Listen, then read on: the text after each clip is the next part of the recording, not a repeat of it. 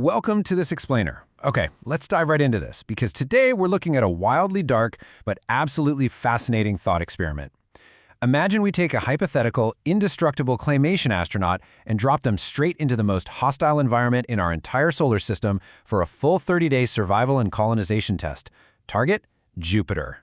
So, could a human actually pull this off, survive 30 days, or maybe even build a working colony there? Well, immediately we're dropped into a completely impossible narrative. You see, Jupiter isn't just a regular planet. It's this roiling, stormy, incredibly turbulent gas giant made mostly of hydrogen and helium, actually a lot like our sun. And the biggest kicker? It literally lacks a solid surface, meaning you can't just land a ship and set up camp. If we're going to survive 30 days here, we have to understand exactly what is trying to kill us, step by step, kilometer by kilometer. And honestly, the sheer scale of the danger kicks in long before you even touch a single cloud. Jupiter's magnetosphere is just absolutely mammoth. On average, it spans a mind-boggling 20 million kilometers across. To put that insane number into perspective, that's roughly 150 times wider than Jupiter itself and nearly 15 times the diameter of our sun. So, your 30-day survival clock starts ticking while you are still millions of miles out in deep space, trying to navigate a magnetic field that acts like a gigantic, deadly particle accelerator. To really wrap our heads around this, we have to compare Earth to Jupiter. You know Earth's Van Allen belts? They're mostly proton-based, and sure, they dictate where we put our satellites, but they are manageable. Jupiter, on the flip side, traps these high-energy electrons that whip around at terrifying speeds. Unlike Earth's cozy protective belts, Jupiter's radiation environment is actively violently hostile to biology. According to European Space Agency models, a human without extreme shielding would get a lethal dose of radiation in just a matter of hours, and that's just from orbiting near its closer moons. So simply to reach the atmosphere alive, your ship would need something like incredibly dense tungsten shielding just to survive the approach. Okay, assuming your magical tungsten shielding actually holds up, let's guide our little clay astronaut through a chronological descent into the planet. First things first, you hit the exosphere. This is about 50 kilometers above what we loosely called the 1-bar surface level. Up here, it is a freezing negative 160 degrees Celsius, and because Jupiter is so incredibly massive, you accelerate fast. You're free-falling through this upper atmosphere at around 2,000 miles per hour. That's about the speed of a high-performance fighter jet, plunging straight into the freezing dark. You wouldn't burn up right away since the hydrogen atmosphere is much less dense than Earth's, but man, it's a terrifying drop. Now, what's really interesting about the weather here is the sheer violence of it. We're talking winds tearing across the planet at over 400 miles per hour. That is 3 times faster than a Category 5 hurricane on Earth. No way around it. Any conventional landing craft would be instantly shredded to pieces by those wind shears. You are essentially falling through a giant planetary blender of freezing, toxic gas. Let's look at the life support side of this insane plunge. If we apply NASA's actual Environmental Control and Life Support System, or ECLS limits, things get tricky fast. As you fall past that 1-bar surface level and dive deeper into the 10-bar pressure depth, the atmosphere rapidly compresses the air inside your suit. If you were breathing our normal Earth mix of nitrogen and oxygen, that pressure would induce fatal acute oxygen toxicity and nitrogen narcosis. Basically, the very air keeping you alive becomes a highly toxic hallucinogenic poison under that much weight. To survive, your suit has to instantly switch your breathing mix to helium or neon. Those are the only known gases that don't become fiercely toxic to humans under those massive pressures. But then, bizarrely, just a few tens of kilometers further down, something incredibly ironic happens. The temperature actually rises to a super pleasant 73 degrees Fahrenheit. That's about 23 degrees Celsius. For one brief, fleeting moment, it's practically beach weather. I mean, if you just completely ignore the toxic atmosphere, the 400-mile-per-hour winds, and the crushing gravity. But yeah, this weird little moment of comfort vanishes almost immediately as the physical hazards exponentially compound. Because just below that cozy layer, the physical stakes escalate to absolute fatal extremes.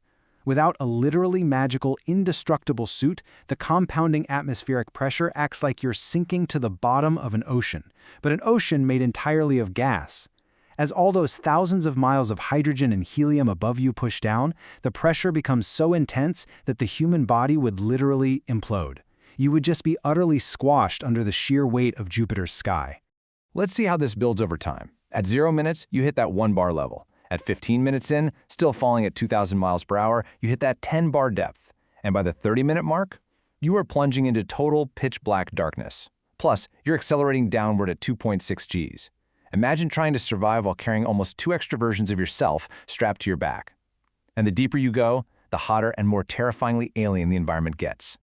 If our invincible clay astronaut somehow survives the crushing pressure and falls 20,000 kilometers deep, things get truly horrifying. The temperature spikes to 11,000 Kelvin, and the pressure hits 3 million atmospheres. At this extreme level of pressure, electrons are literally stripped away from their hydrogen atoms. The surrounding gas turns into a churning, electrically conductive ocean of liquid metallic hydrogen. It's this bizarre substance that acts like a metal, but flows like a violent sea. So the absolutely crucial point here is that Jupiter has no solid rocky surface to stand on. If you just kept falling to the very core, assuming there even is a defined core, you would hit an environment sitting at 18,000 Kelvin and 40 million atmospheres of pressure. Scientists theorize it might be this incredibly dense melted metal center. Defying all known physics, just to set foot on it would result in you instantly dissolving into its hot, melty depths. So yeah, falling is pretty clearly a dead end for our 30-day survival test. Since descending means certain immediate death, let's pivot a bit. What if we don't fall? What if instead we attempt our 30-day survival test by building a structurally invincible floating colony right there in the upper atmosphere? Okay, so if we could somehow engineer a habitat that resists the 400-mile-per-hour winds and the crushing pressure outside, trying to keep a human crew alive inside is an entirely different battle. Now it's a war against human biology and logistics. Inside this hypothetical floating base, NASA's strict ECLS protocols would literally be your only lifeline. The base would need constant, rigorous countermeasures running 24/7. You'd need heavy-duty air revitalization systems continuously scrubbing CO2 and trace contaminants out of the air. And fire detection, it is hypercritical here. In a highly pressurized, enclosed environment completely surrounded by turbulent, highly flammable hydrogen, a single spark or system failure means absolute, instant disaster for the entire colony. Take a look at these environmental boundaries from NASA. This shows the delicate homeostasis our colony would have to artificially maintain. While Jupiter absolutely rages outside the hull, inside you have to strictly keep the temperature right between 20 and 25 degrees Celsius and humidity between 30 and 60%. Your carbon dioxide partial pressure absolutely cannot exceed 3 millimeters of mercury. Maintaining this perfect, unwavering homeostasis while fighting off extreme external thermal stress and crazy radiation, that is a colossal engineering hurdle. And this brilliantly illustrates our ultimate 30-day survival hurdle, the logistics. Look, resupplying a floating Jupiter colony from Earth is practically impossible. It just takes too long. So survival absolutely requires a fully bioregenerative life support system. You have to completely close the survival resource loop. This means the station must perfectly recycle all crew feces, human urine, and exhaled CO2 and convert them right back into breathable oxygen, drinkable water, and food. It's gross, but without a flawless closed-loop system, the crew simply starves or suffocates in a matter of days. Ultimately, surviving 30 days directly on or inside Jupiter is just an impossible battle against crushing pressures, lethal radiation, and churning metallic oceans. Which leaves us with a final, provocative question to chew on. Since the gas giant itself is essentially a magnificent, swirling death trap, does the true future of Jovian colonization actually lie hidden safely beneath the icy, radiation-shielded crusts of its moons? Places like Europa or Ganymede?